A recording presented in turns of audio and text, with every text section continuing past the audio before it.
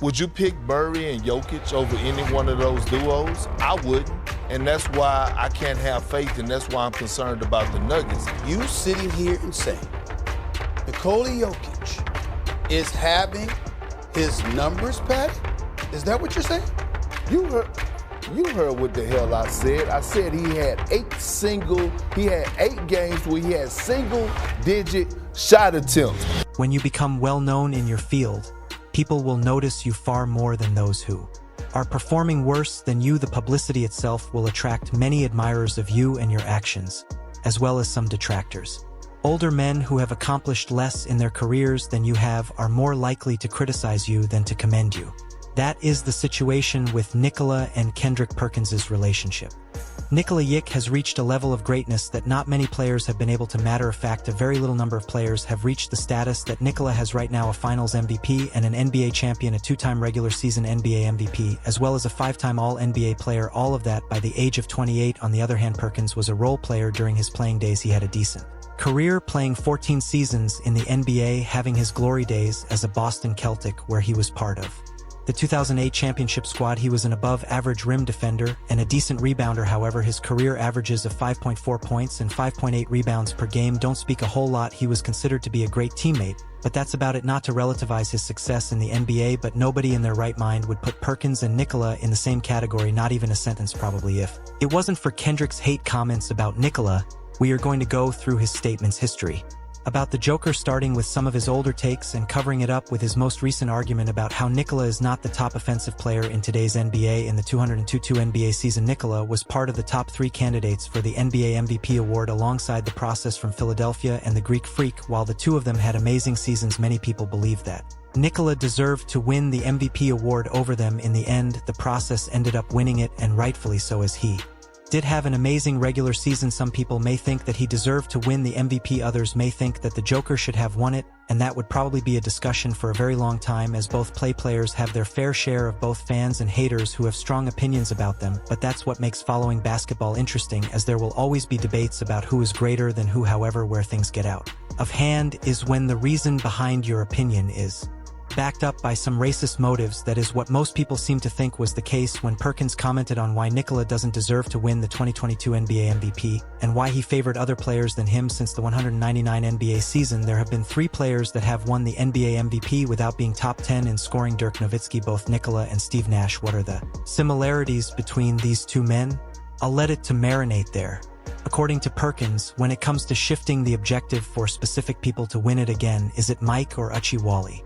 What song are we actually dancing to right now? Why is this subject not brought up? This was an interesting comparison, to say the least. It got its fair share of criticism, as it rightfully deserved to. Racist comments are not welcome anywhere, let alone on national television. This was a completely wrong way of argumenting about your opinion. These comments were not to be expected whatsoever in terms of the racist background. However, it was expected from Perkins to hate on Nikola because he did that just a week prior as well. He criticized Joker for stat padding and brought up Russell Westbrook's MVP award and the way fans were hating on Russ for his supposed stat chasing. The two players' cases are very different from one another, but first let's quote Kendrick Perkins as this MVP conversation goes on. The players know what their stats are. Just remember, we used to have this energy for Russell Westbrook when we would see Steven Adams boxing out, and he used to fly in to get these rebounds when Steven Adams could have easily jumped up and grabbed them. We don't see that same energy for Nikola. And let me tell you something else. Do you know that there were 8 games this season where Jokic had single-digit shot attempts, not shots made, shot attempts? So you are telling me your best player on the floor, the guy that has the ball in his hands at all times, has 8 games where he has single-digit shot attempts? Make that make sense to me. And do you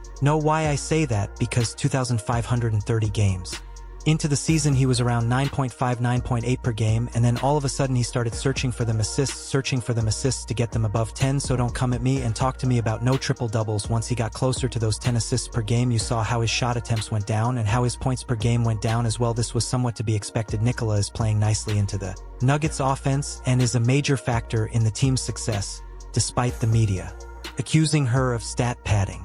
Even so, Kendrick Perkins managed to ignore all of that and accuse Nikola of stat chasing, while also criticizing Jokic for evaluating players based on stats rather than the eye test. However, if you return to the eye test and watch a Nuggets game, it is clear that Nikola doesn't look for another player to score just to get an assist, but rather does it so the team gets the best shot off.